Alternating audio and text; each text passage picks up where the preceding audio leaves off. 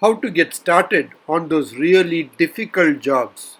All of us have some jobs that we hate to do or just can't find the time to do but must be done. For instance, the jobs that I hate to do are cleaning up my room or writing an article for a journal or taking up that hobby that I've always wanted to. It's actually very simple, isn't it? What we need to do is to get up and start doing the work. That would be the natural course for people who have self discipline. That is, if a job must be done, they will start doing it immediately. But for others who do not have that self discipline, there is always something that prevents the job from getting done. And I can tell you that right away, the absence of self discipline. Okay, it's well understood. One of the reasons why we don't have self discipline is because we run from the hard and uncomfortable things. We would rather do the easy, comfortable, and familiar things. So instead of facing our hard, uncomfortable projects or finances or time restraints, we run to distractions, videos, and games. This running from discomfort ruins our lives. But is it easy to develop self discipline? A little difficult, but we can always start. So, when we make a list of the things we have to do but are trying to avoid doing, we get sort of depressed.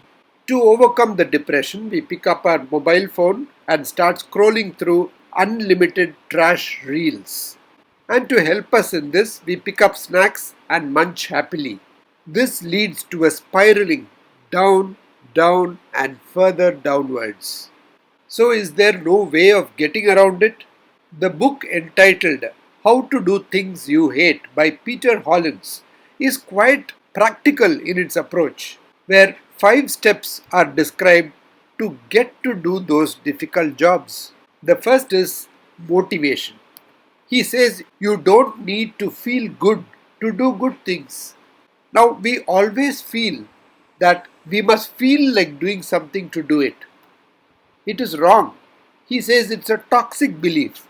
Some of the best progress happens while feeling terrible, annoyed, or bored out of our mind.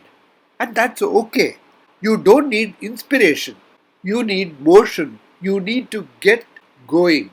Even if you want to start doing the job or get going, as we talked about, there is one thing that happens: discomfort. The book says very categorically, discomfort is the price of admission.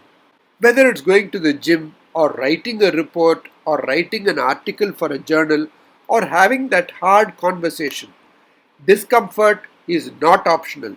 It's built into the journey. It will happen. There will be discomfort. We need to stop negotiating with discomfort and start treating it like the tax you pay for growth.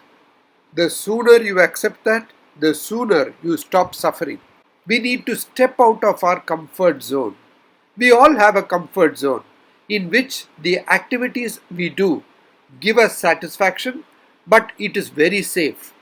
But we need to remember that only when we step out of this comfort zone, there is life, there is progress. Stepping out of this comfort zone has got its challenges.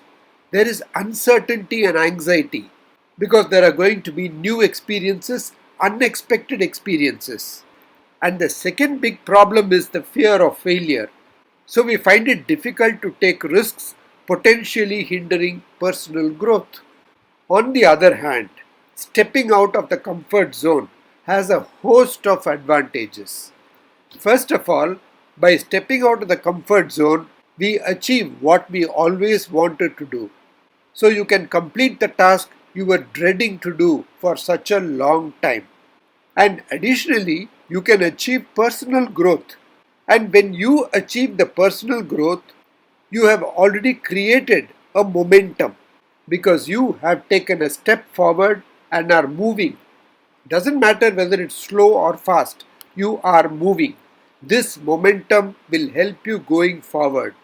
And as you keep going, you'll realize that what you had feared a lot is actually nothing to worry about. So you can eliminate fear. and then you enter into the growth zone. This naturally will give you self fulfillment, and it is not just going to affect you or me, it's going to have a profound impact on others who are watching us.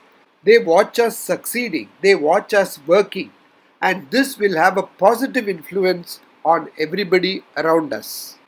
So, what we all want to do is create an identity that we are responsible people. And we often wait for that big aha or a mindset shift to become someone who's disciplined. It will not happen suddenly, like a ray of light that bursts from the skies and tells you, now you are disciplined. But the book says it never happens, and we all know that. So, what we need to do is get started and let your identity catch up. That is, discipline is not something that you are, it is something that you prove to yourself through repetition, even when it's uncomfortable to do so. In spite of heavy rains, if you continue to go to the gym, in spite of tiredness, if you continue to write that article that you need to submit to a journal, you are creating your identity as a disciplined person. The fourth important point is that when resistance is high, the bar has to be low.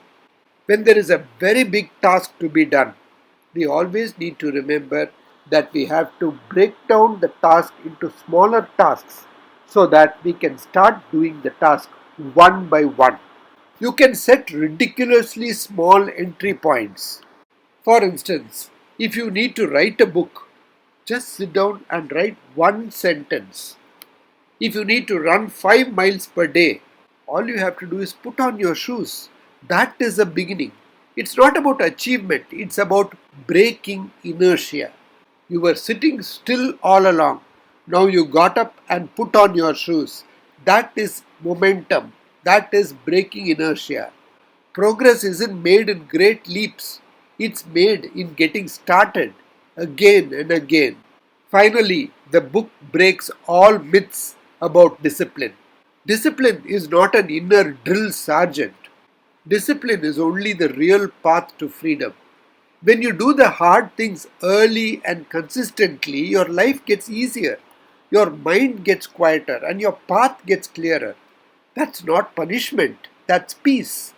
Getting disciplined is not easy, definitely, but it is worth going through the process of making ourselves self disciplined.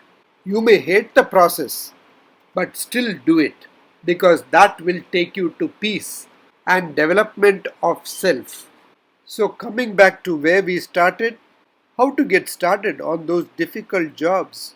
If you've got a dream gathering dust because you just can't get past the dread of doing it, or if you're tired of being ruled by comfort and excuses, just get out there and just make the start. That will get you to do those difficult jobs.